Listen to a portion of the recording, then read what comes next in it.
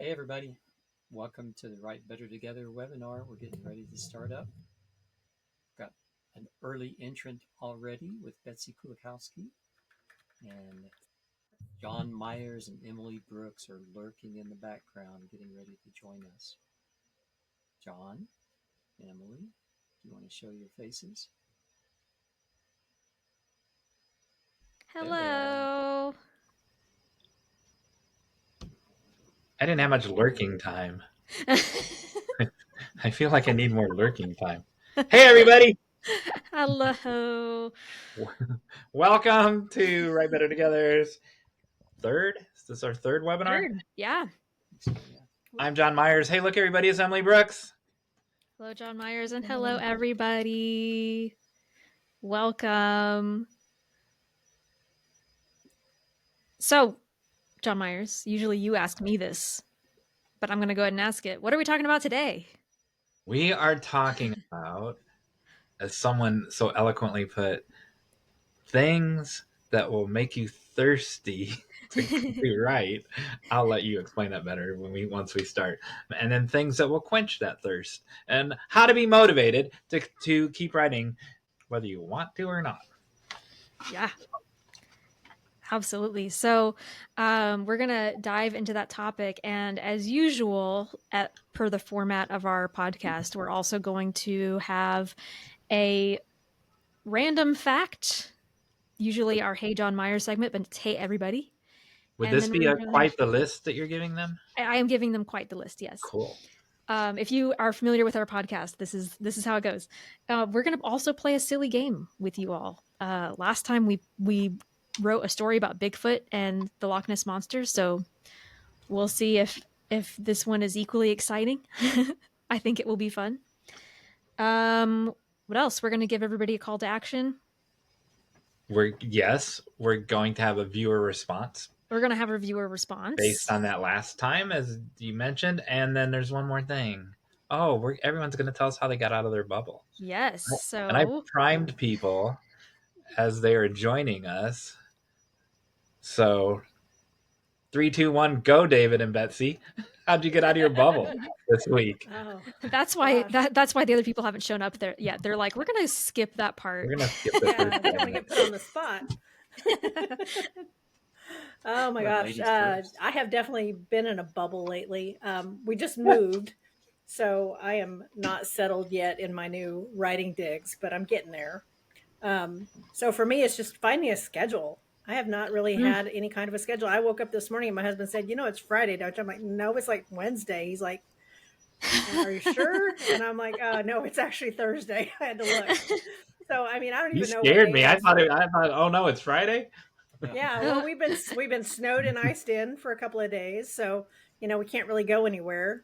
And, all we've got is Netflix and chill. So, it's like, I don't know what day it is. So I've been getting lost in my books. And so I've been writing, trying to find a schedule and a routine that works for me that I can make consistent part of my day.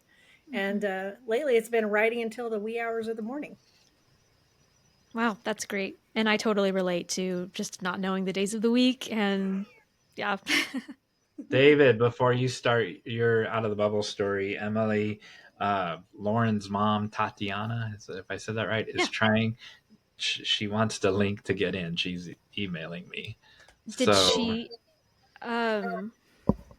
She just filled out the form on the Write Better Together. Oh, perfect. Okay, I just got it. I'll send that email while Jon Meyers and David Corbly share their out of bubble story. All right, David.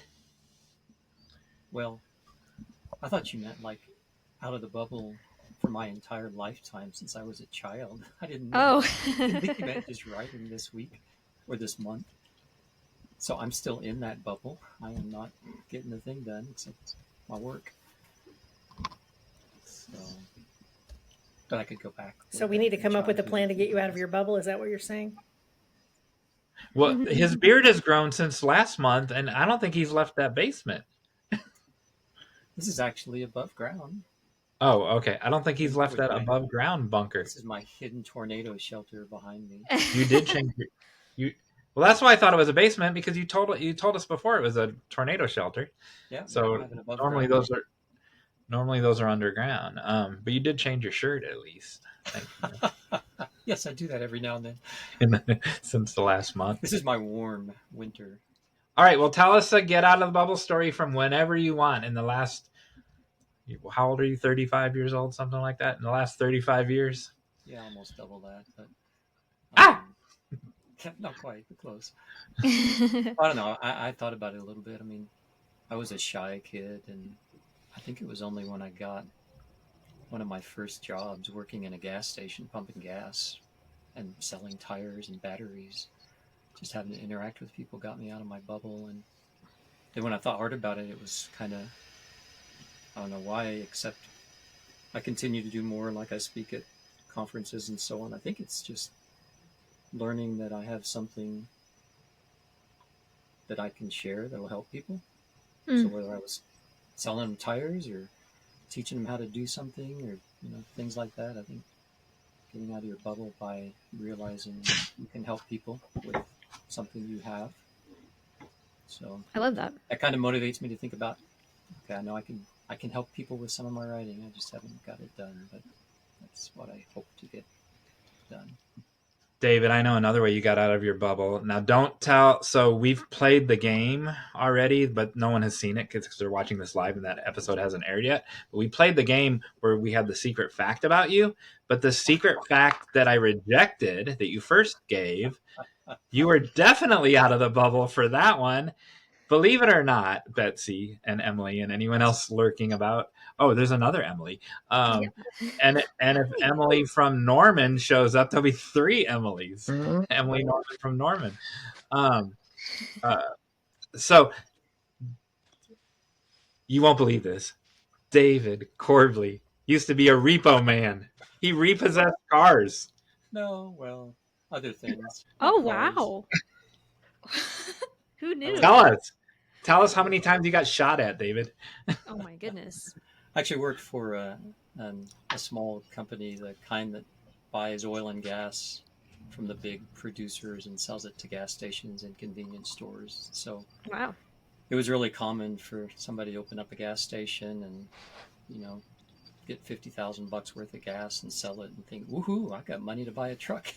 And then they would forget to pay us. And so we had a whole lot of people owing us money. And I had instructions to settle for like 10 cents on the dollar unless they were really being difficult. And then I was kind of mean.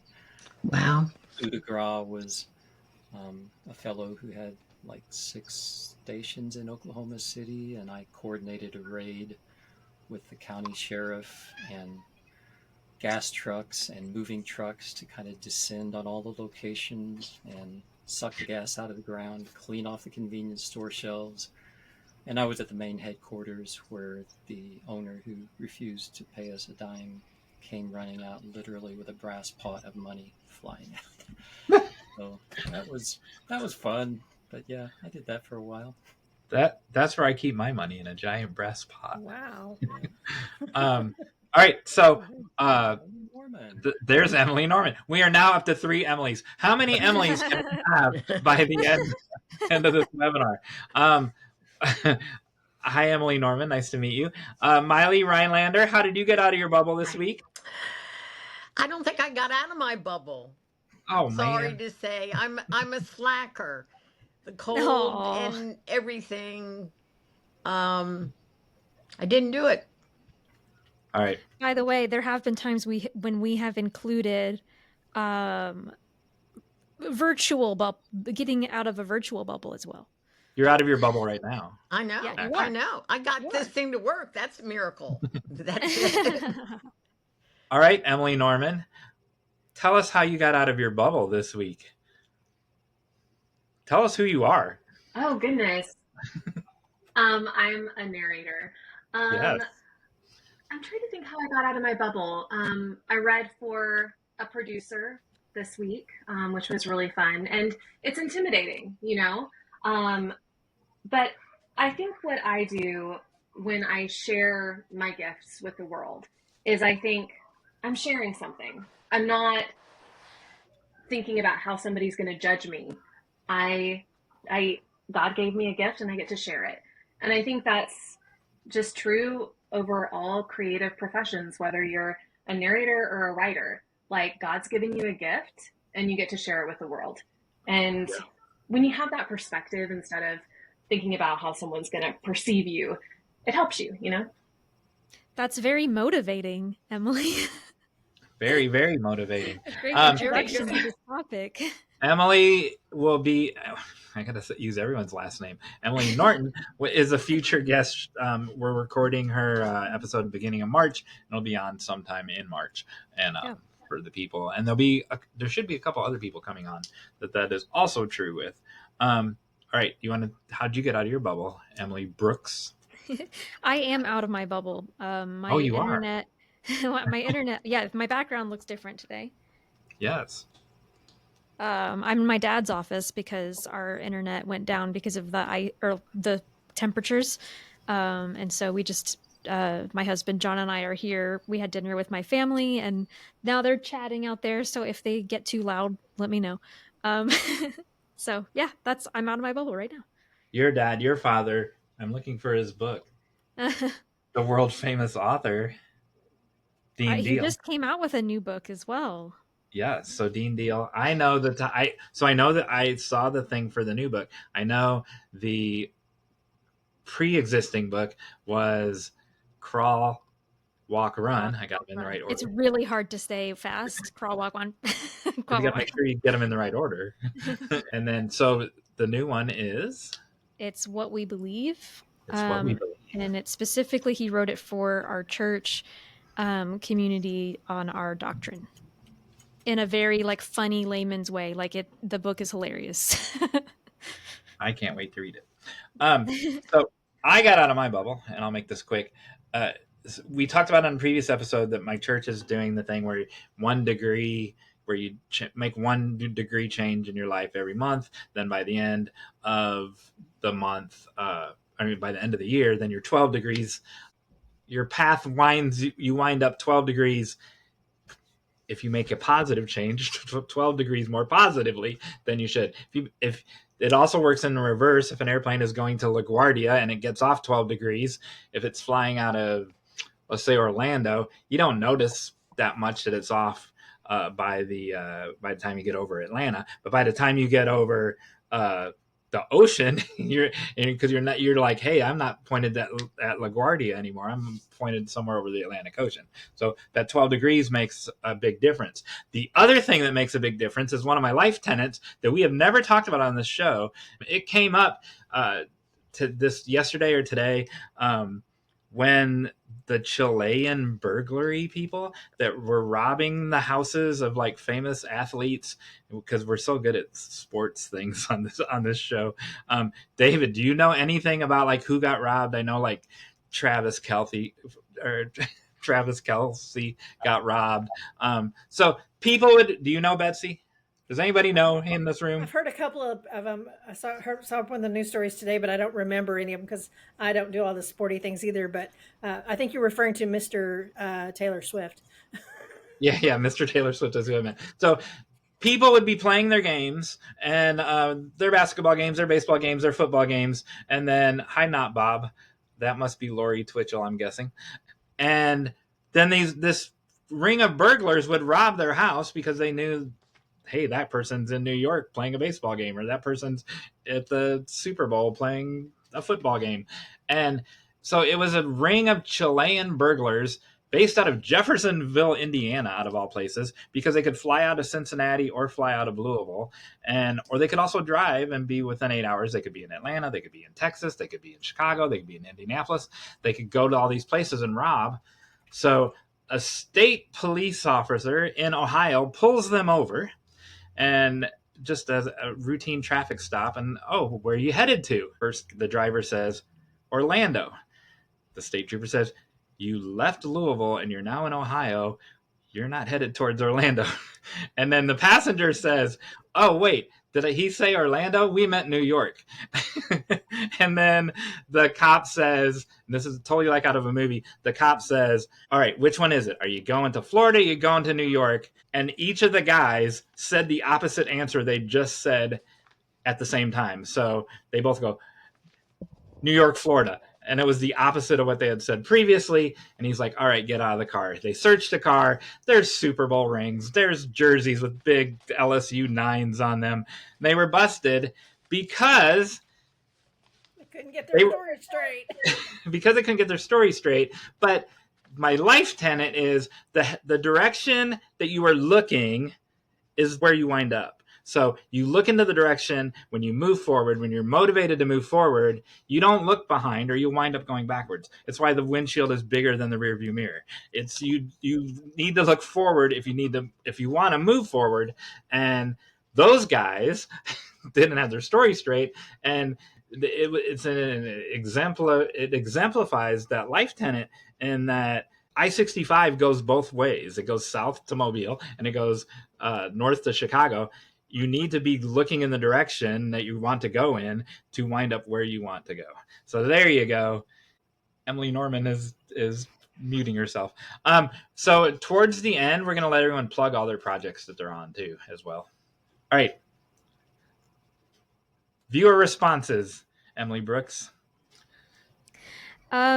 Yes. So Janice, once again. Hi, Janice.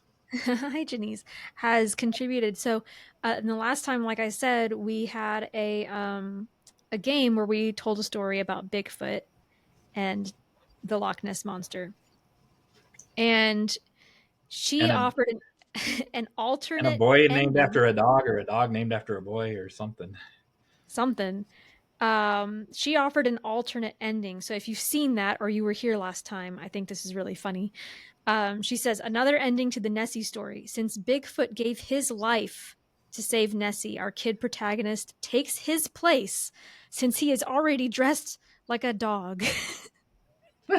So in other words, I guess the kid becomes the new Bigfoot, basically. Of course. Of course that's how it happened. So, yeah. I mean, that's part of collaboration, is somebody's going to come up with something that nobody else thought of. So thanks for sharing that, Janice. All right. We're ready to start. We're ready. So we're going to actually start. I'm sorry if anybody has not been able to join. Hopefully you can still watch on the live stream on Facebook or YouTube. But do you want me to start with the thirsty thing? Yeah, lay out the two big areas and then... Okay. Yes. So we're kind of dividing this into two segments. And here's where this kind of came from, the way that I'm going to describe it. I had a teaching mentor in grad school and we were teaching gen ed classes, so a lot of the kids weren't interested. And he said, if you want to make your students interested and pay attention, you have to make them thirsty first. And so he had what was called salt in the mouth, which is you give them salt, you give them enough salt that they get thirsty. And so we're going to be talking about what the ways that we can essentially consume enough salt makes us thirsty to be creative, essentially. So we're filling up, we're getting excited to create. And then the second part is, how do we actually quench that thirst? How do we act on it? So we're motivated.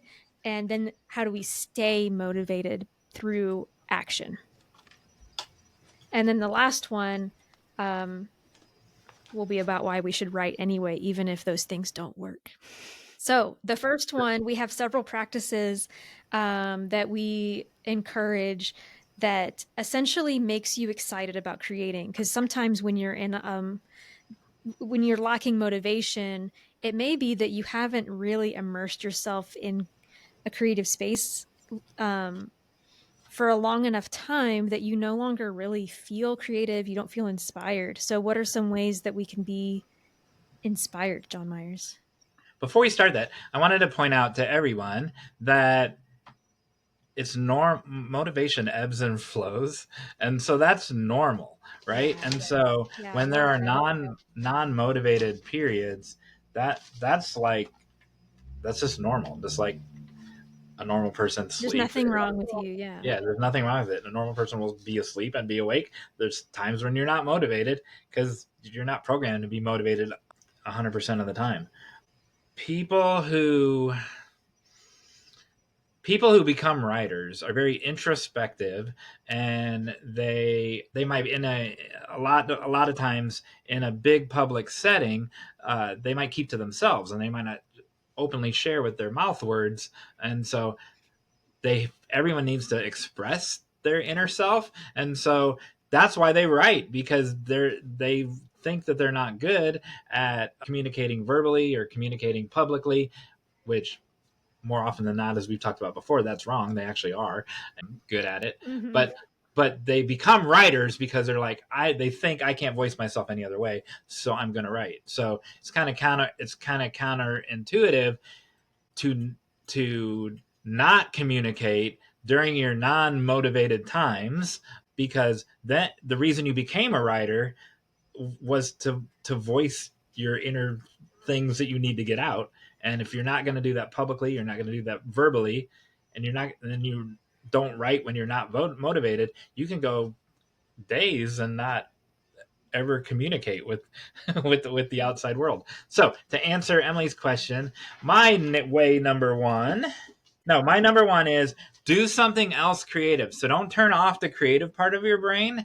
And so if you're not motivated, you can still make yourself thirsty. The tip of the creativity salt on your tongue is to do something else. You can build with Legos. You can build a puzzle. You can work with clay, like I've done on previous episodes. And there's different ways to express yourself other than typing on a screen or writing longhand in a legal pad. And when you do that, it opens up the part of your brain that triggers your creativity. Yeah, that's really good. And on that, I think, the creativity, like the creative thing that you do, doesn't have to be related to writing at all. Correct. Or it could be a different kind of writing than you're used to. Like maybe if you're a nonfiction writer, you try some poetry. Something with low stakes, because I think sometimes when we're working on our main thing, it feels like it's very high stakes because you put so much pressure on yourself. But if you give yourself permission to just write something that you go, this is just for fun, this is an experiment, it takes that pressure off, but it kind of feeds that creativity. Someone I just saw being interviewed, I think it was Liz Gilbert, but don't hold that as gospel. Don't quote me on that. But someone of that ilk said that when before she realized that she was actually become a writer, right? Before something ever was first published, she would draw to get her creativity, to get her creative juices flowing, and then she could write. But she didn't have any validation that she had ever been published before, but she knew that she could draw, and then so that's what encouraged her to write. Very cool. So another thing is consuming good work, good creative work. So reading good books in any genre, or watching a film, or like making sure that you're staying immersed in the arts, and not just learning about the craft of writing, but actually like enjoying art from other creators. I find it very motivating when I read a good story. It makes me want to go write a good story. Or even just today, I was on Instagram and saw this video of a woman talking about mental health, and it inspired an entire blog post from me. I'm not saying that you spend, all your time just consuming media, because that can be harmful, but I think it is good to remember why you're doing this and why you love it. I agree. Hello, Wow. cat. I have an assistant. That's how you stay creative. You let the cat type. Yeah, that's right. Hey, David, Tatiana, which I don't know if you know how to get a hold of her, and Sheila. I emailed her. Okay, and then Sheila needs help as well, and I can't see her message because she's messaging me on Facebook. Did you want to add anything to consuming creative works? Well, it leads into my next thing, but I want to make sure. Perfect. Yeah, no, go for it. Well, if anyone else wanted to say or add anything to it before I do. I find for myself, reading what I wrote recently leads me to the next step. If I just try to read it as a reader and not edit it, it gets me in the mood when I'm having a little bit of a struggle. When I was really very, very motivated, I would read a section of what I had written the day before in the morning and then write the afternoon when I was doing that regularly. Also find that for me, I don't have to interact with people in a social setting, but going to a coffee shop or someplace like that where I can sit and actually listening to somebody's conversation and writing the conversation down so that maybe if I do some conversation, it's not stilted and can be anything. Think about it in not doing the perfect grammatical sentence that you would speak if you were making a speech, and it can be anything just to kind of get the pattern and think of the rhythm of that person and how they're enunciating and how they're speaking, so I can add those characteristics into my protagonist or just somebody that walks into the room. That's a fun challenge. I like that. That's great. I like to put on music when I'm writing, and I will do like cinema. What's the word I want? I want like a movie soundtrack. Cinematic music. Yeah, I've got a couple of them that'll play for 6 and 7 hours on YouTube, and I can get in a nice long writing session and have a background music for it. I do that as well. In fact, that actually ties into, I thought I'd go ahead and ask, like, are you inspired by other types of art that besides, if you're writing a book, like reading books it may be inspiring, but what other pieces of art or anything inspires you in that way? Obviously, sometimes for me, it's just a nice hike out in the woods. Oh, yeah. I write a lot of times about, Bigfoot and things like that. So makes sense. I go looking for him. That's just part of my process is I'm where I can go hiking on a regular basis when the weather's nice. And sometimes just getting out of the house and taking a break and letting my character speak to me while I go on a walk is the best way to get kind of the juices flowing. Yeah, I've come up with some ideas that I never would have thought of just because I was taking a walk, and something about the blood flowing to your brain, like it just brings up things, and it's great. So yeah. We actually talked about you, Betsey, on a future episode where there were some outdoor things that could be a walking path. And we said Betsey might even know about these, but we can't talk about them yet because... Okay, well, we'll catch that next episode. The episode hasn't come on yet. But they're unfreaking believable. I know that. Awesome. Yeah. Absolutely. So that leads to, if you're reading works by, your favorite authors or your authors that you admire, R.J. Jacobs that was on this week, he actually said that's how most people start, by mimicking or writing in the style of or the genre of their favorite author, or their favorite authors. And then eventually that influence goes away and you become your own when you're not a newbie anymore. But newbies amongst themselves, you don't have to be inspired by published people. Newbies amongst themselves can certainly generate creativity and whet your appetite and put the salt on your tongue for your creativity when you're in a writing group. So that's my point number, whatever number we're on, 3, is to start or join a writing group, because you're trading on a weekly or a bi-weekly basis other people's works. You're reading other people's works.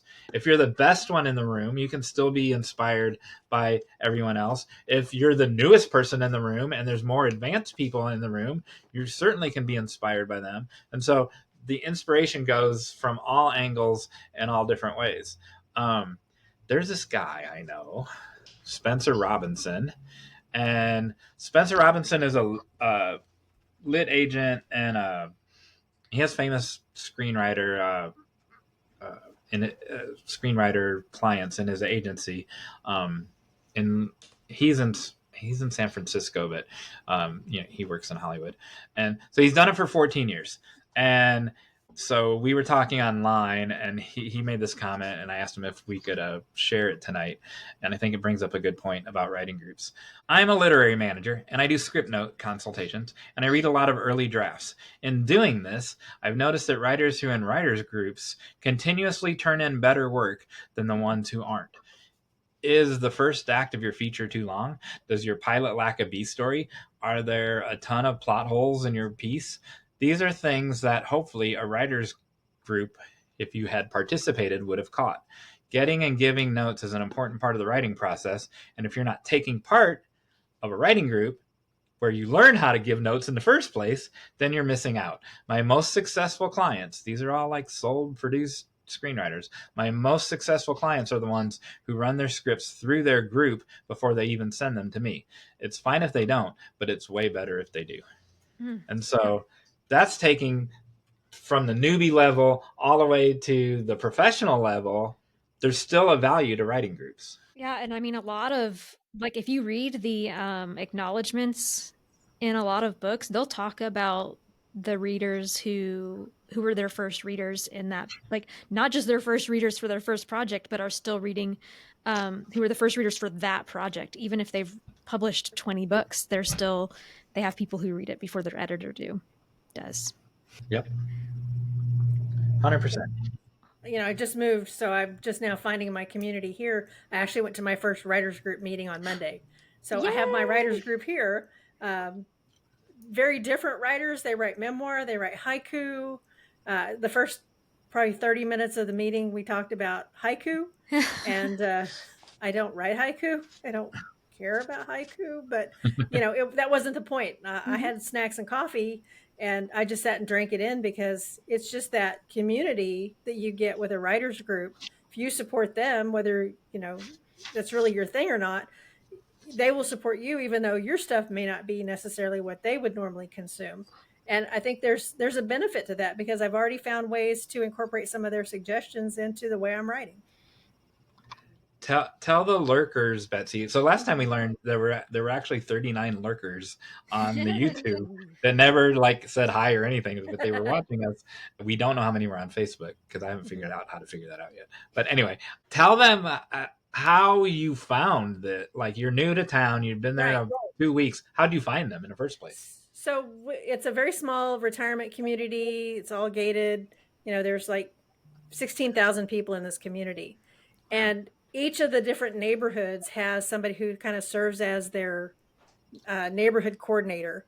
And they put together a phone tree, a mailing list, welcome to the neighborhood kind of thing. And I had gotten a note in the mailbox from our local coordinator saying, welcome to the neighborhood. And so when I responded back to him and told him, I'm an author, I would be working from home, he's like, oh, I'm an author too. Oh. And lo and behold, he is a retired airline pilot and has a couple of books out. And he said, I'll bring you into the writers group. So just that very first friend that I made here invited me into their writers group. And now I got a monthly gig going. I love that. I love how that happens. Yeah. Kismet. Perfect. Yep. I think too, just being in an environment with other writers, whether virtual or in person, is just motivating, because you're all kind of brushing off on each other, like that excitement, that motivation, and then having deadlines. Because it's I love a good deadline, but I'm not great at keeping them if I'm the one who gave them to myself. But if I know, okay, on Sunday's my due, the date that it's due, and then I'm thinking ahead and know I need to have something. And so that's highly motivating for me personally. Yeah, this group, they'll do they'll do kind of like a free writing. They'll give you a prompt and you write for 3 minutes, then you read it. And of course, it never fails. The new person's always the one who has to read first, because I remember that from my first writers group. But that doesn't bother me, fortunately. But then you have to bring a piece that's 5 minutes long of whatever your current project is. And they didn't tell me that ahead of time, but fortunately I happened to have something in my hip pocket that I was able to read. And it's nice to get to hear what other people are writing too. Yeah. You had 7 books. You could just pull out one of your books and go, "Oh, here's 5 minutes." Well, I'm now." actually working on 3 of them right now. I've got 3 Oh, more that I'm wow. working on. So yeah, So there you I go. had plenty. I just didn't didn't happen to have my laptop with me. I had my phone, and one of them just happened to be in a Google Doc. So I was Perfect. able to pull out a chapter and read part of that. But yeah, deadlines. Yeah, that's great. Oh, listening to podcasts. And also reading craft books and things like that from other authors. But essentially, the in-person community is probably the most ideal, right? We talked about the writing groups, but also being inspired by other authors can mean, like for me, for a while, I didn't have a writing group, but I had podcasts that I would listen to where I would feel like, even though I wasn't part of the conversation, I was able to listen to conversations between people who were writing and who loved writing as much as I did when I didn't have that in my own life. And then same thing with like reading craft books. It's just inspiring to me to learn a new skill, going to conferences, learning more about the craft always makes me excited to get started again. I agree. Social media, connecting Yeah. with other writers on Facebook and Instagram. It's really inspiring to see sometimes they're struggling or to cheer on their successes. Yeah, absolutely. All right. So the next one is celebrate small wins. This is an important one in 2 ways. So I'm in this.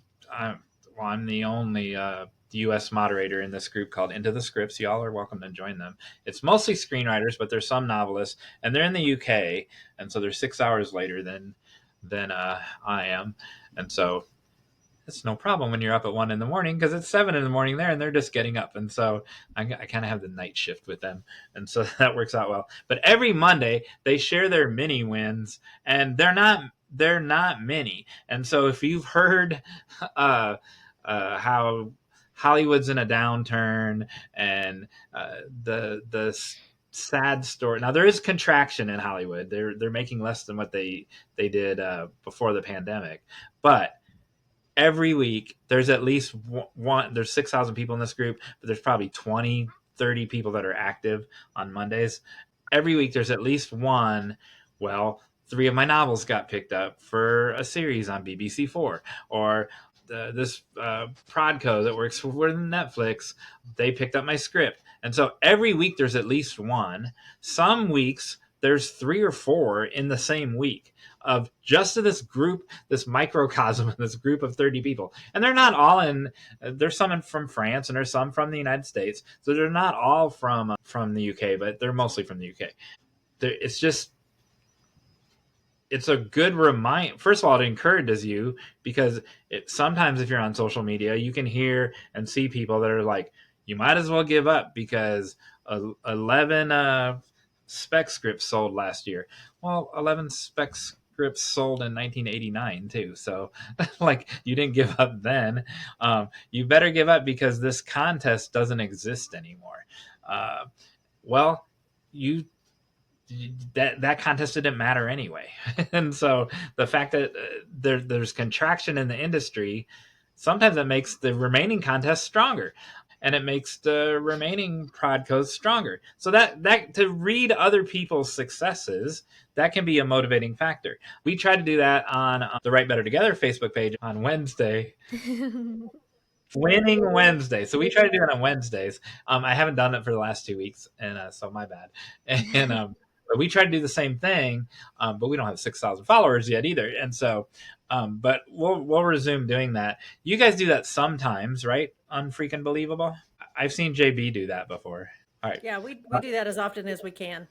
Yeah, and it's just it encourages me, and there are people who are waiting for it. So like if I try to post it by 1:30 in the morning our time, and then so that they have it at 7:30 in the morning their time, and if I don't do it till 3 in the morning, they're like, is there not going to be the mini win this week? And I'm like, I haven't missed one in like 8 years, every Monday for 8 years. So yes, there's going to be one, but sometimes there's a blizzard, or I'm driving home from Chicago or something.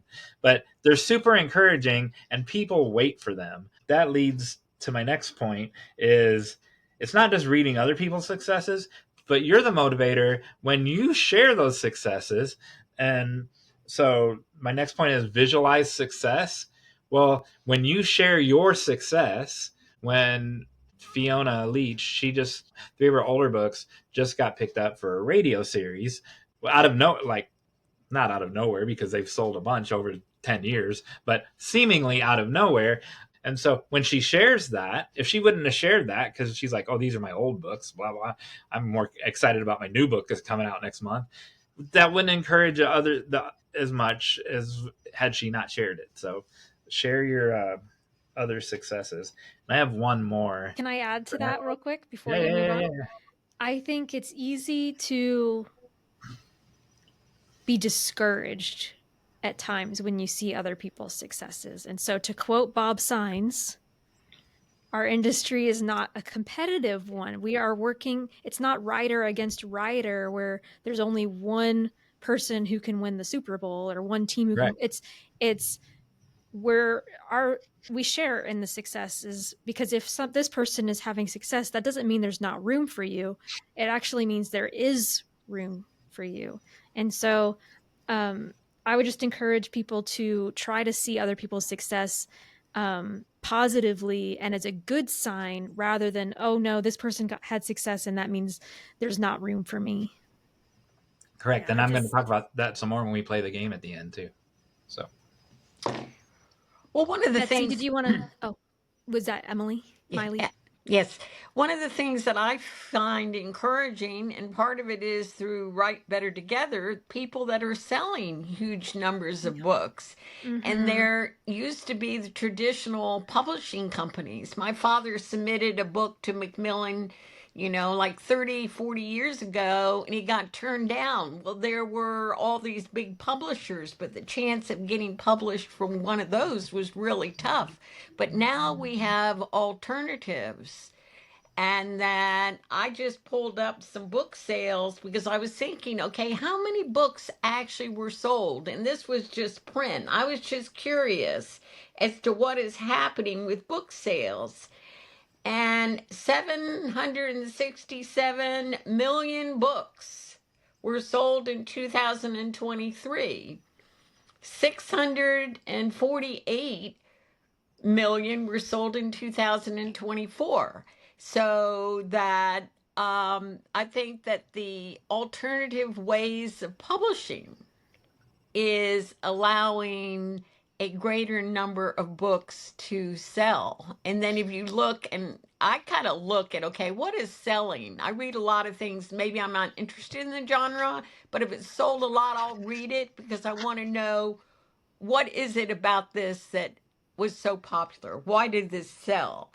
And I'm seeing, and this is just not a thorough scientific organization of thoughts, but books are shorter. You're getting a lot and seeing a lot of on Amazon, a lot of books that are 240 pages, 260 pages, as opposed to the classics that will run 500-600 pages. So I think that a lot of popular fiction is like a quick read. Like flash fiction is so popular. It's a quick entertainment read.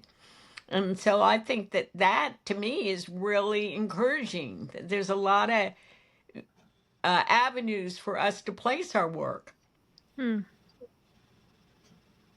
It's really interesting. And yeah, I think it is encouraging to actually look into it and not just, fall into the pessimism, but do your research. So that's great. I think the thing that we have to be careful of is comparing ourselves to others, because that can be one of the leading triggers of imposter syndrome. Yeah. So it's important to look at and see what others are doing, but not to compare yourself and not to base your own personal value on what somebody else does, because what you're doing has value too. That's right. Yeah. And I feel like I say this so much on the podcast, but you also don't have to have the same goals as other people, right? You may not, you don't have to feel like, I have to pursue this same kind of success. Maybe you want something different. You want to go in a different direction, and that's great too. I've said this. I don't think I've said it on a webinar, but I've said this example before on the podcast. People will post pictures. I'm at a book signing at Barnes and Noble, and they'll post a picture. No one showed up, or 3 people showed up the whole time, right? Well, and we've talked about this. Great, those 3 people need, like, 3 people showed up, and one of those people, you changed their life forever. Mhm. Right, that's a great thing. And so that's how I measure success. Yeah. And then you fill a room at WriterCon, that's great. And you have I'm not gonna ask Betsey how many she had at her webinar, but there are people who go, how many, or not webinar, at masterclass, how many were in yours? Well, how many were in yours? Like, we changed some lives, and I'm sure Betsey changed lives in hers too. And so that's what matters. Yeah. I love that. What's your next point, Jon Meyers? It's my final point, and I have nothing to say about it. Someone hacked into this my legal pad to my outline and wrote the word rest. What the? Why do you need rest to be creative? I think you wrote about that in a couple chapters in our book, Emily. Oh man, I didn't prepare this because I thought you were going to prepare it.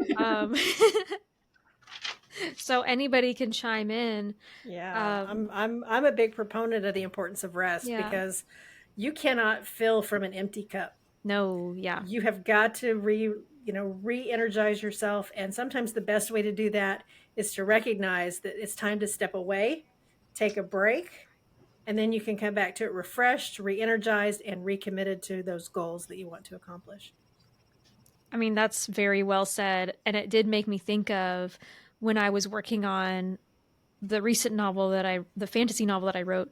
There would be days when I would get locked in on this book to the point where, like, I would get almost like stuck, where I didn't know what to do next, and I'd be like, I can never finish this book because I don't know what to do. And then I'd take a break, eat some food, go to sleep, and the next morning, just the idea would be there, and I would have solved it without even thinking about it. Or I would that makes it sound like some kind of magical solution. It wasn't always like that. Sometimes you still have to mull over it and take time, but doing it with a rested mind was far more productive than doing it with a weary mind. Exactly. The reason I included it on the list was, like, this list came from me. This list, I didn't like go Google a list or get it out of a book. This came from me. And 2 years ago, I would have never put rest on my list. Doesn't mean I practice what I preach, but I know just working with you, Emily, I know the value of rest now, where I didn't a year ago. And I know that a rested mind can be more creative than a frenzied mind. And I've read our book. I've read your chapters of our book. So I wanted to put it on there because I'm not the only one that's like me, right? And I want to put it on there as the flashing yellow check engine light of, hey, dude, you need some rest. And I heard, I love this is kind of a thing going around lately, is that rest looks different for everybody. So I just said eating, food, and sleeping, but I mean, how else do you find rejuvenation in that way? What else can rest be for you? Meditation, just stilling your mind. And I think learning in today's world, we can get so much distraction with people demanding things from us. You got to do this, you got to do this. And I think it's learning to say no is a really hard thing for me sometime.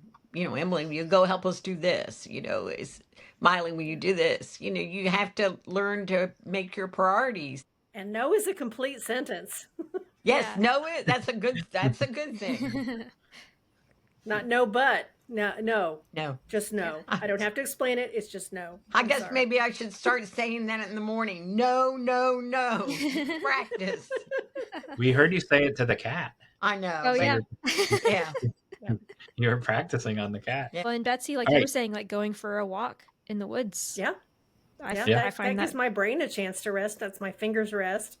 It might keep my legs moving, which is going to help my back when I have to sit here all day at my computer. But it's a break from whatever it is I'm doing, and it's something unique and different. Sometimes just to get out of the house and go to the bookstore or go to the coffee shop, that's restful to me. If I have to go actually shopping, that's a whole nother thing. That's not quite so restful. But yeah, if I can get out of the house and just kind of not be at the computer for a little bit, that helps my mind regenerate. And sometimes I come up with great ideas while I'm walking. Mhm. Sometimes my characters come up behind me, and I had one come up behind me on a walk and go, you have to kill me, right? Oh And I'm like, no. no, complete sentence. No, it's not happening. And I still haven't done it, but we had that conversation. I had to explain why I'm not going to kill you. I'm not going to do it. Betsey, you could do RJ Jacobs' call to action from this week. He had said, have your characters talk to you. Have your characters They tell do. you something. Yeah, mine do it all the time. Yeah. And speaking of conversations, I think too, just like talking to people about something other than writing, or doing an activity that with people that's not related to writing. Like, I mean, we just talked about being with people and talking about writing, but sometimes when you need you need a break too. Yeah. And Girls' remember night that out your getting identity pedicures. is fuller than just you as a writer as well. It's What true. were you saying, Betsey? Me and my girlfriends go out and get pedicures once a month. My friends from high school, we still do that. We've done that ever since we were, young ladies, and we still try to do that. And of course, now we're in 3 different states. It's going to be a little bit more of a challenge, but we've already got our pedicure date scheduled in March. Oh, that's great. I love that. I think that was the last of our habits, for our salt in the mouth habits, which I think, we call them habits. I think it's kind of natural for a lot of writers to be drawn to those things, which is helpful. But I also have noticed sometimes, at least for myself, that I also have to be intentional about it and say, okay, how can I incorporate something creative or something inspiring today? And then we get to the next part. The Quenchers? The quenchers. So the things that this takes even more intentionality, but the things that you do regularly to make sure that you are staying creative.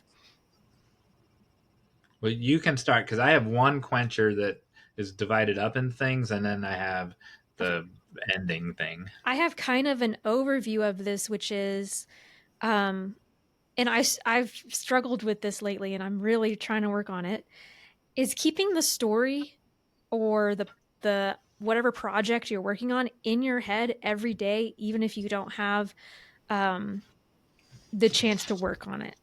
So working on it in some way each day. So you may not have the time or ability to commit to writing 2,000 words a day on your project, but maybe you can sit down and review your outline, or like Mily was saying, read something that you wrote recently and maybe let that, like, see where that goes, or commit to writing just 300 words a day. Or brainstorming, going for a walk, brainstorming, just thinking about it, talking about it with friends. Because I've just found that when I don't do that, it's really hard to get back into the world. Now, ideally, we would be working on it every day, right? But I just am suggesting other ways that, if you're in a situation where you just can't work on it in the actual word count, there are other ways to keep it in your head so that you stay motivated to keep working on it, if that makes sense. I kind of already mentioned all of mine. Brainstorming, thinking about it, talking to other people about it. Working on revisions could be a way. Like, if you feel stuck, go back a little bit. Now, that's dangerous at times, right? Because if you start revising, then you might be like, it's all terrible and I have to rewrite the whole thing. So be careful of that. But you might go back and revise something else that's related to it. Or maybe just sitting down and journaling about it. And a lot of times this happens to me because I'm stuck, because maybe I didn't write a sufficient outline, or I swayed from the outline and got stuck somewhere. And so I don't have words to write. I don't have the 2,000 words to write. So I have to find other things to do to work on the story. True. I find that focusing on other areas of my writing business sometimes is what I need to do when I really would rather be writing, but I've got to do my social media posts, or I've got to record a podcast or attend a webinar. Those are all positive things, and they're things that I want to do. That's all part of the writing process because it's part of the writing business. And you have to look at it as that. If you're going to be a writer, obviously you want it to be something that's going to sustain you, or at least contribute to your family's income. I don't think any of us ever got into writing to become rich, but it enriches our lives when we're able to be, to manage all parts of the aspect of the writing business. And for me, it's, making that time and kind of keeping a schedule on what needs to get done. Yeah, that's really good. I think also another reason why you might not be have the words to write on the page. And I'm kind of thinking about people who are like, I write 2,000 words a day, every day, no matter what, which I think is great. Is maybe that you haven't settled on an idea, like maybe you're in between projects. Jon Meyers doesn't have that problem because he knows his next 10 projects, right? I have that problem because I'm not there yet. So I'm like, I need to have more ideas so that I don't get stuck in between projects and then don't write for several months, right? So I think that's a really good strategy right there is plan ahead. I didn't know I was doing something right. I like that. It's very motivating for people. I never had that problem. Yeah, or juggle multiple projects. Yeah. Yeah. What are yours, Jon Meyers? So I guess I'm going to group them into two things. So the first one is three things, but I'm going to group them all in one thing because I want to flip how people look at it. I want to flip your mindset. And so the three things were routine, time slotting, and habit, where you do these, and then the second one is the thing that makes you want to do those things, the branches from that. But I want to flip your mindset about those in this way. So yes, you will be more productive. Yes, you will be more motivated if you time slot. Yes, you will be more productive. And yes, you'll be more motivated if you just have a habit where whatever your time is, if you're going to write from 5 to 7 in the morning, at night, whatever, 9, and if it's a habit and it's a routine that you know it's coming and you know that time is coming, and so it's motivating. When we saw Kirsten Modulin speak, when she writes for an 8-hour sprint, she said the first hour and a half she knows isn't going to be usable, but she has to get through that and anticipate to get to hour 2, right? And then because then that will be usable. And she didn't really do word counts. She did, but she's like, it usually winds up to be this many words, right? And but she didn't like say, I got to hit 2,000, I got to hit 3,000 or whatever. So that's how people normally look at time slotting and having a routine and having a habit. And but I want people to take your writing, and let's say there's 8 things you're going to do that day, or if you're like me, there's 10 and you only have time to do 7. 3 of them aren't going to get done, right? So at whatever, 5 in the morning or at 8 in the morning, whenever you get up, you're not going to get all 10 done. So laundry, dishes, wash the car, shopping, give birth to a baby, write 3 chapters. They're all things. Well, I guess you can't put off to write the baby or give birth to the baby, but they're all just things on the time slotting, right? If there's 8 things and there's 8 hours and they each get an hour to make this conversation easy, they're all just things. Why does writing have to be the one that doesn't get done? The laundry cannot get done. You don't have to take the writing and make it last. Do the writing first and the laundry won't get done. Or I don't want the dishes to not get done because that's terrible. But the dishes cannot get done. Paper plates are for. Yeah, and exactly. And if or I can go to Target tomorrow. I don't have to go to Target today, right? And so just acknowledge that writing is just one of the 8 things. It's not like in a different category. Like if you got to pick up kids at school, you can't skip that one and we'll leave them there till tomorrow. But did you say unfortunately, Betsy? No, I said obviously. My kids drive themselves now, so. Oh yeah, so there you go. Teach your kids to drive. So it's just one more thing. And if you look at your writing as one thing that has to get done, and it's the fun thing, it's certainly more fun than doing the dishes and the laundry, then do the fun one. If you want to have the fun to start the day, then do that. If you want to have fun in the middle of the day, then do that. Don't make it at the end of the day when you're already at the end of your day and the end of your rope and you're tired. And the thing that keeps so part 2 of that is, hey, Jon Meyers, what makes something fun to you is to not be bored. Yeah. Right? And so what do you do to not be bored? We're doing it right now. We didn't discuss any of these details that we're talking about. We didn't discuss any of these details that we're talking about. Every week when we do a show, we know that there's going to be certain segments, but we don't know what the other person's going to say. If I had a script, like some people when they do a webinar, they teach a class like this, I would be so bored. I wouldn't pay attention. I would dread it.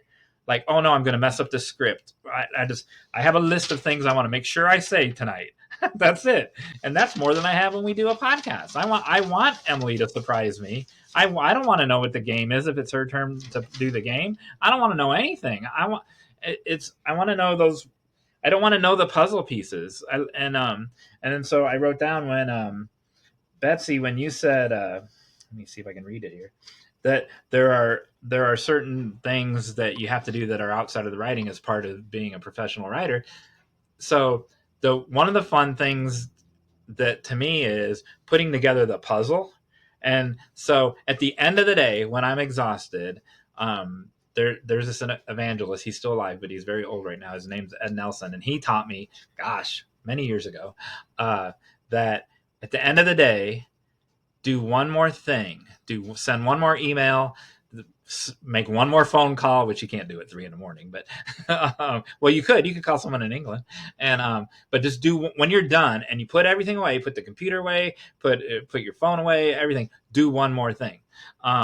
And so I do that, but I can't put the computer. I put my work away on the computer, and then I get on Twitter and I match one of our episodes to some topic that's trending. And so I did it today.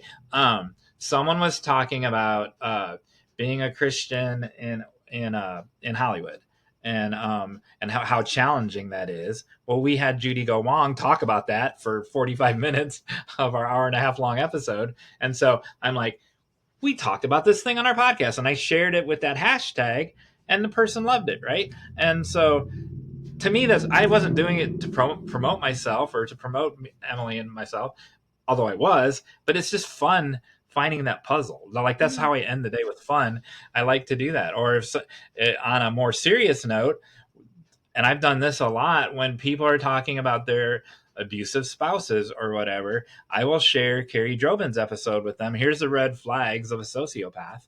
And it helped me recognize a sociopath. We've had I was gonna say callers. We've had viewers and listeners who've said, this helped me get away from my abusive boyfriend. And so I will say, oh, you sound like you're struggling. Listen to what Carrie Drobin had to say, and maybe this will help. And sometimes it does, and sometimes I never hear back. But I like solving the puzzle. As you can tell, I'm excited about it, right? When I'm talking about it, it's not boring. And so anyway, that's it. Avoid the boredom. So how do you make, I kind of want to throw that back to everybody, is how do you make writing not boring? Especially if you're an outliner and you already know what's going to happen. I'm not an outliner. I never know what's going to happen. My characters tell me what's going to happen. And that's what's fun for me, is that I give that freedom both to myself and to my characters, is I just write. Mm-hmm. And whatever comes up on the page might be good, it might be bad. I can always edit a bad page, but it's got to be written. So for me, just letting the characters run amok, letting the mystery unfold, because I write, kind of a mystery story, and letting that mystery unfold, and then going back and going, okay, wait a minute, how does that work? Or what's the physics behind that? Or what's the procedure? How do you get into the Library of Congress? you know, if whatever I'm working on, you know, whatever the puzzle is, for me, that's kind of my puzzle, is that I will stop and do research. And I like to do the research at the end of the day too, because that way it doesn't interfere with my writing. And I'm set up for the next day. So I have a place to start and it doesn't derail me. I already know where I'm going to pick up the next day if I have to walk away from it. So that's what I like to do. I love that. For me, setting is a lot, which, you know, you don't want to be, I think, tied to like, oh, I can't write unless I'm in this setting. But I find myself very inspired and like able to write more if I'm outside. And again, I can't rely on the weather. I can't rely on that being perfect every time. But, you know, if I'm inside, then maybe I have a cup of tea and some cozy socks, or, you know, music, like cinematic music or something that kind of makes me feel in the mood to write. All good ideas. I like to, Jon Meyers, what you said about word counts with Kirsten Modulin, because I've found word counts can be helpful. In fact, I have a word counter on my blog that gets downloaded like every other day by people, because sometimes every day by people. And I love using word counts. I think it's very motivating because you can have a goal and you can, you know, kind of work on that every day and have something to put down, like, oh, I did this. But it doesn't always work with whatever you're writing. Like if you do have to stop and do a bunch of research, or if you're in the middle of different projects, or for whatever reason, it just doesn't always work.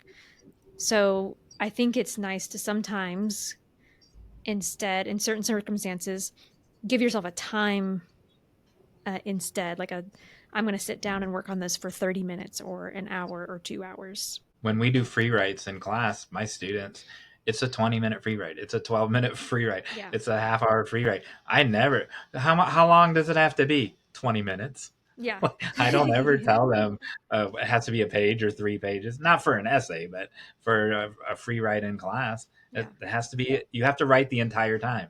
And let's say it's 12 minutes and you're done at 8 minutes. No, you got to write 4 more minutes. Mm-hmm. I don't care what you do, but you're going to write 4 more minutes. If you do have a word count goal, you can also, like, one thing you could do is maybe you're stuck for some reason, so you do journaling instead, brainstorming, or a free write. So it doesn't always have to be related to your project. If that's kind of the direction, if that's motivating to you to actually write down how many words you wrote that day. I tend to write in surges. So I might have a day where I get 6,000 to 8,000 words written. Yep. They might not be the right word or in the right order, but they're down. Yeah. And the next day I might write 50. And it's like, you know what? It all balances out in the end. Exactly. Yeah, absolutely. So finally, it's a final area. Guess what it's going to be? What would you guess that it's going to be? Puzzle. Yeah. Yay. It's not read our book, but yeah, read our book or buy our book. That's not an advertisement. It's just the answer. It's not a commercial for our book, but that is it's the answer to the question. Is you now we've had guests disagree with that. We've had guests say you can go on vacation for a week and not write at all, and I'm not. I guess it's kind of like ties it back to the beginning where motivation ebbs and flows. I could not do that. Like, I have to write every day. I'm the Jerry Seinfeld school. I put an X on the calendar. I wrote today. Now, I don't have a word count, but I have to write something today, something of product that I have to write today. He writes every day, and it's good enough for him. But there are people that don't do that. I don't do but that. That's I'll be completely transparent. I don't do that. I think that it's a great practice, though. And I think it would be worth me committing to. But I'm also like happy to take a vacation as well.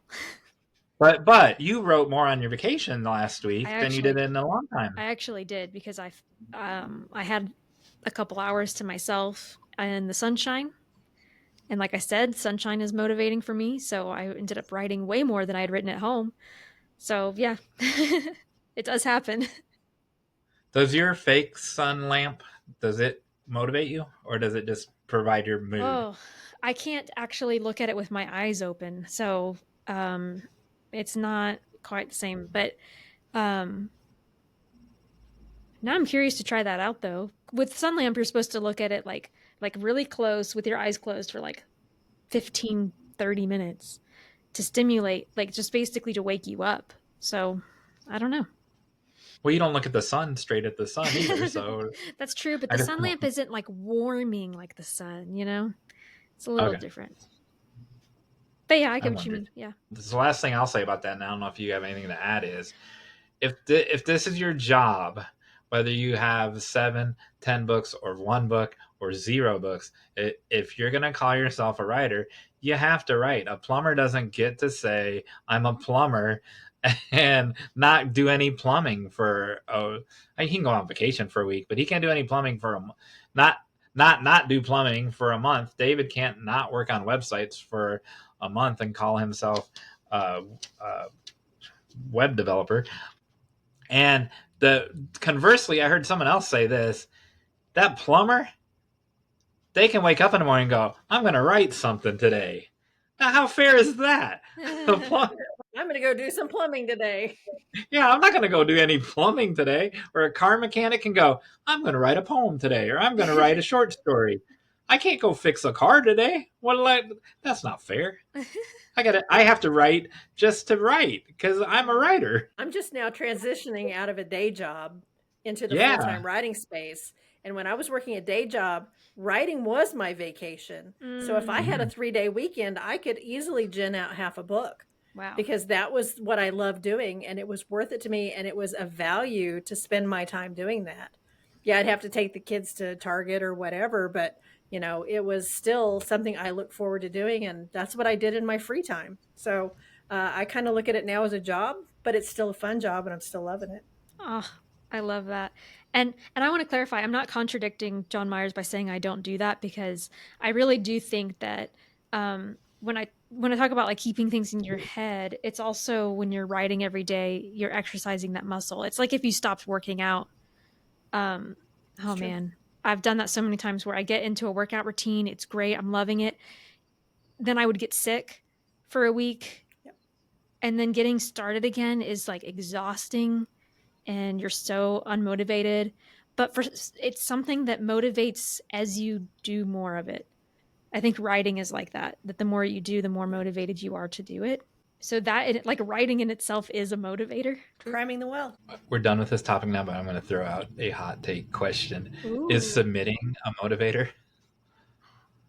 Like to agents or to publishers? Not for a deadline. Yeah, just is submitting to something, querying an agent and submitting. Well, can I say, I was actually going to say that having a blog is motivating. Okay. Because every week I know I have to write something. But that's a little different. So I would love to hear what people have to say about submitting. I will occasionally submit like a magazine article or a recording for another person's podcast. So I like to do that. I don't have a problem with that.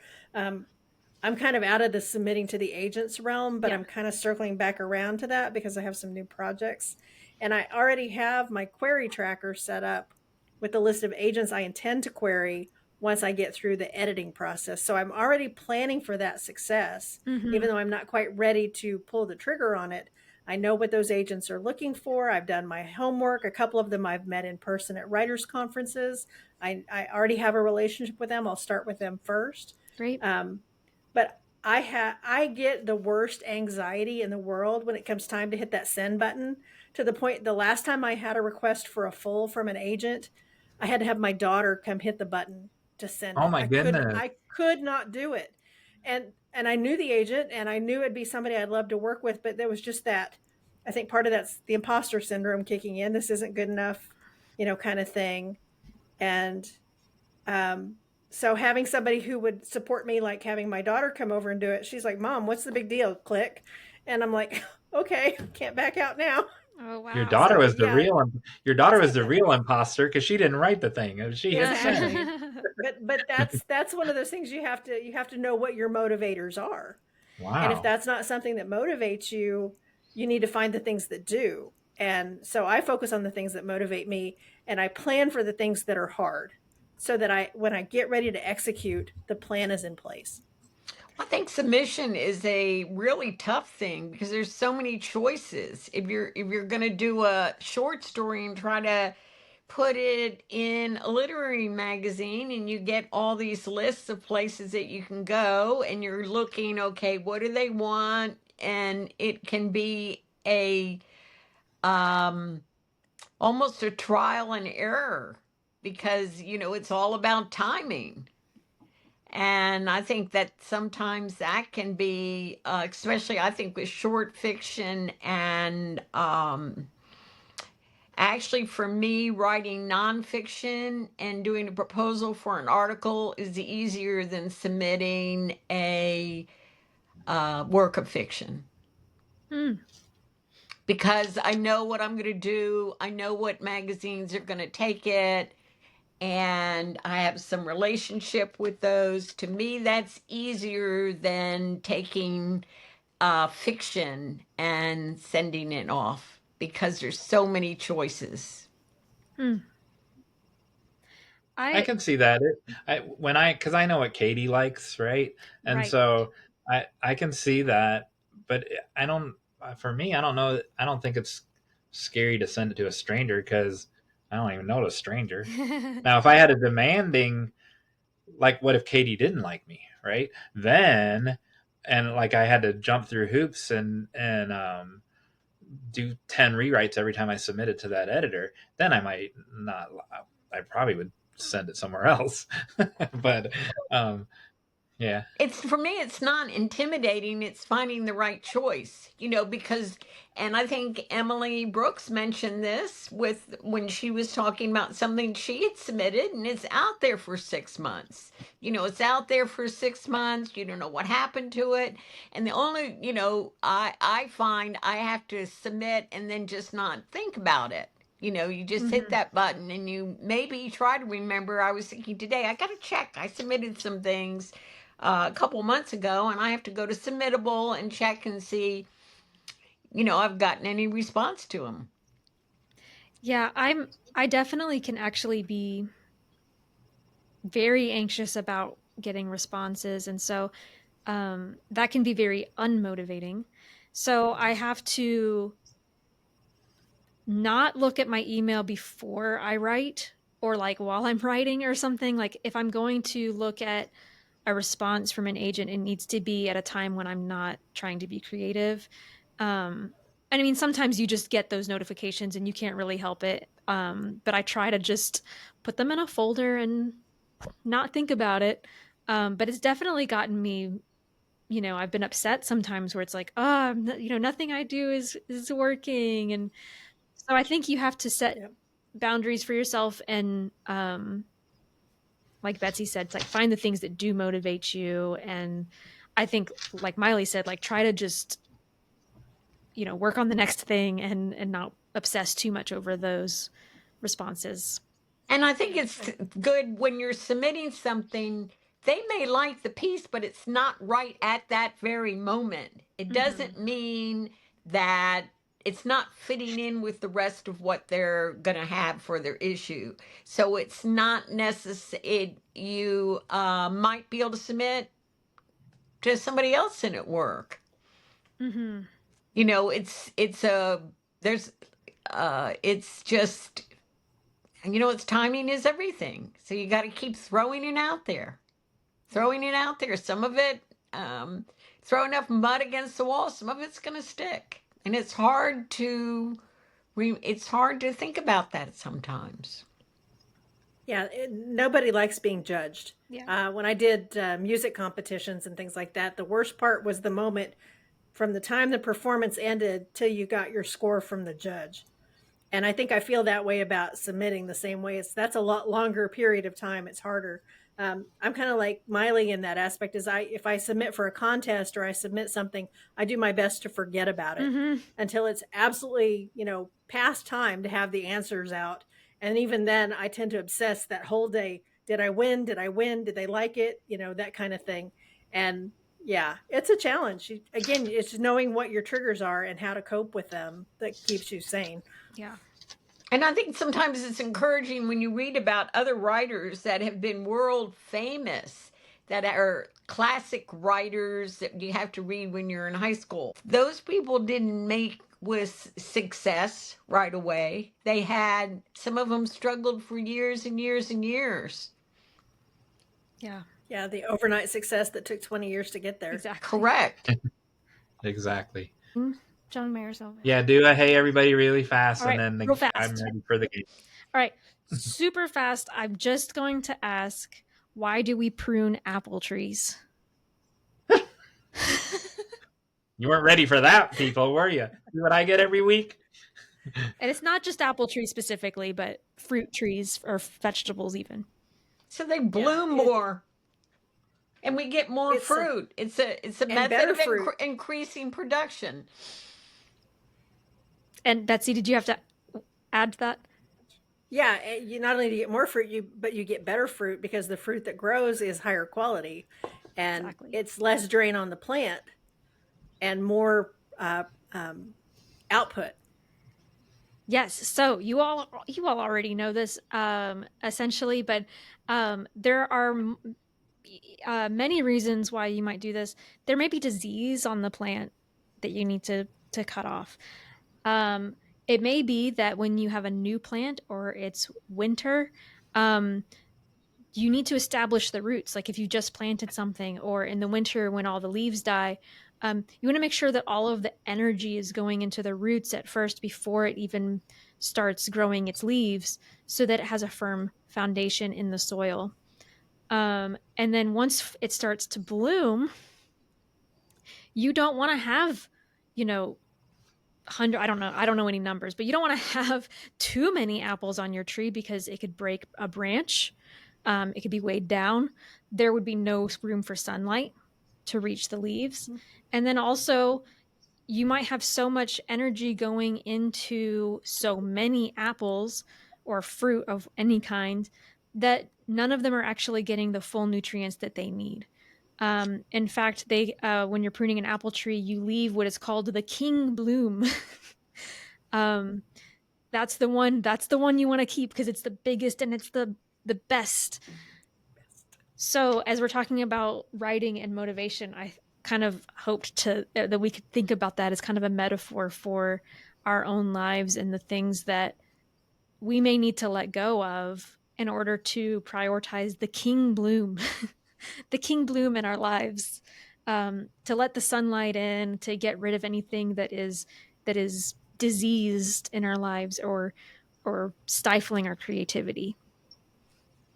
Even good things, right? Because it's like more apples seems like a good thing, but if you don't have the resources and the energy to put into everything, then some of those things might have to go. It could, and it even this website I was looking at said if you don't let them go, you might have an abundance of kind of mediocre apples that year, but then the next year you'll actually have a very small number of apples because it took all the energy in the first year.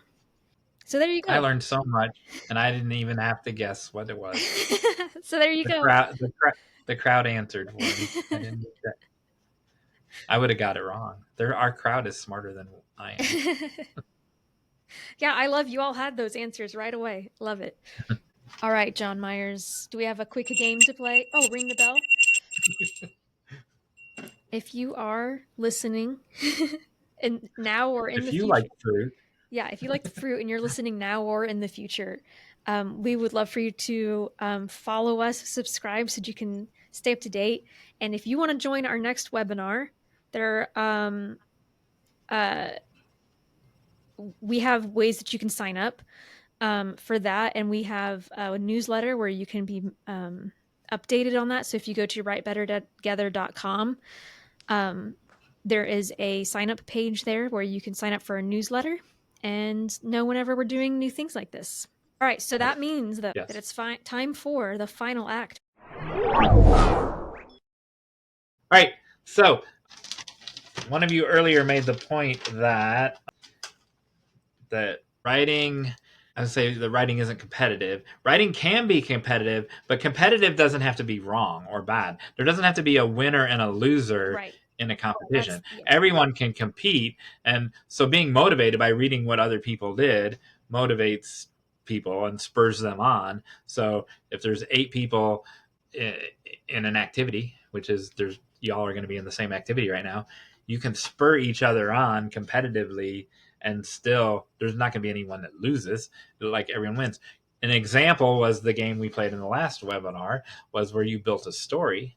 There was no right or wrong, and the community made the story bigger and better.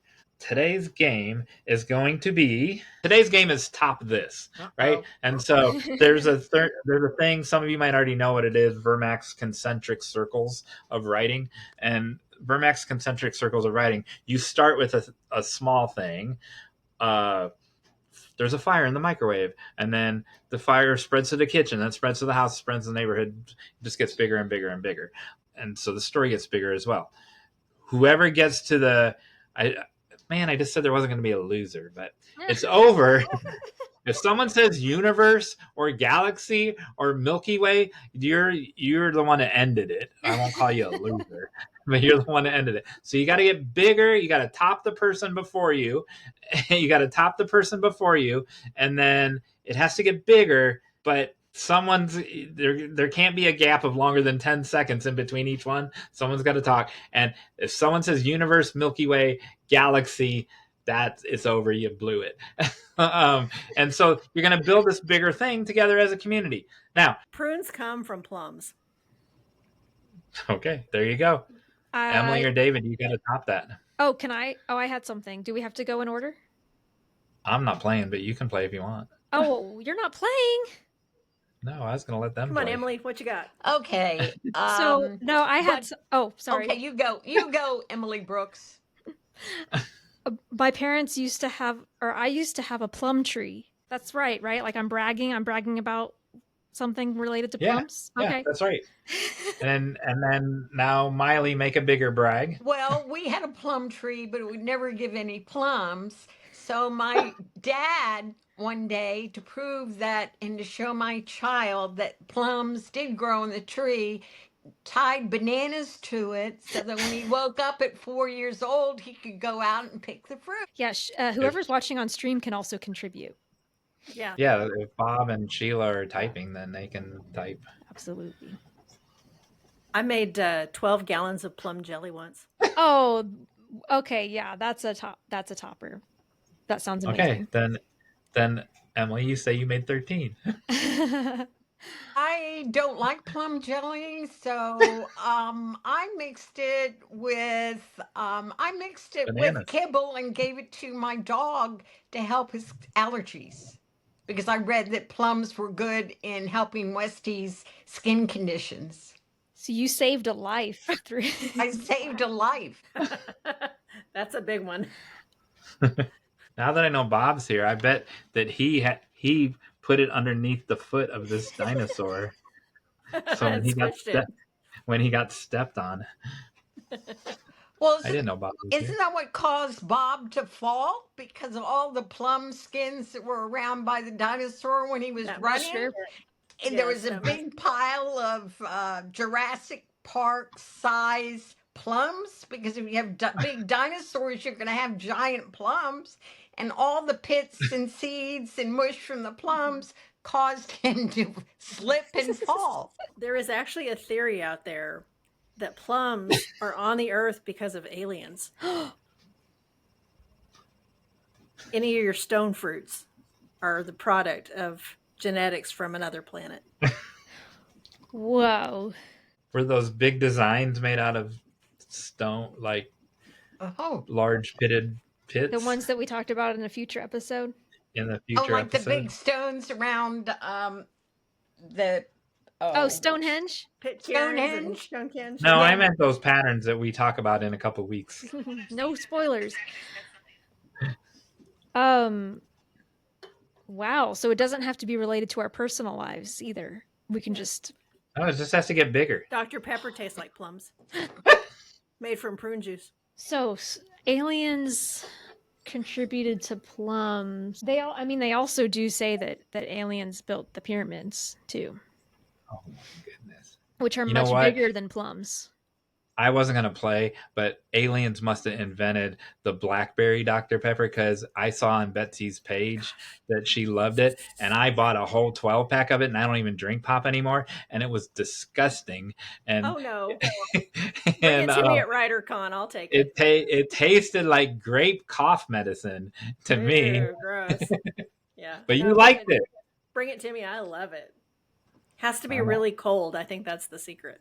Oh, okay. That's what the secret was. Yeah. I thought I had put ice cream in it or something. Oh well, I mean that wouldn't hurt. All right, make the thing bigger. Then I forget where we left Pyramids. I off. can't make it bigger than aliens. I mean, if somebody wants to Bigger than figure out where they came from. well, bigger than aliens building the pyramids. How can we one up that? Well, I guess I mean, we all have a bit of alien DNA. Ah! Oh my goodness. If your blood type is negative, it's said because you have alien DNA. how really? That is That's bigger good than to the know. pyramids because that's all of humanity. I don't approve of this conversation. I'm leaving. That's what happens when you get a paranormal thriller author in the group. Yeah. We had Bigfoot last time, and now we're on aliens. Yep. I love it. Yeah. Oh, Sheila says you can use them as stepping stones to the abyss. That's a Ooh. good one. Sheila. That's really good. Oh, That's Wow. good. Well, aliens. Technically, we're all aliens of Oh the my moon. Not all of Now us, we're on. but we were the first aliens. It's true. Oh, to the moon. It's the moon. And guess where the moon is? Not on Earth. You tried. You tried. I'm not going to say the G word or the U word. I don't want to lose. Okay, we got Oh, to I the thought moon. that's how you won. I thought that's how it. No, no. If someone says universe, galaxy, or Milky Way, you lose. Oh, okay. Yeah. But you got to keep getting bigger. You got us to the moon. So if plums came from aliens, maybe they would grow on Mars or the moon.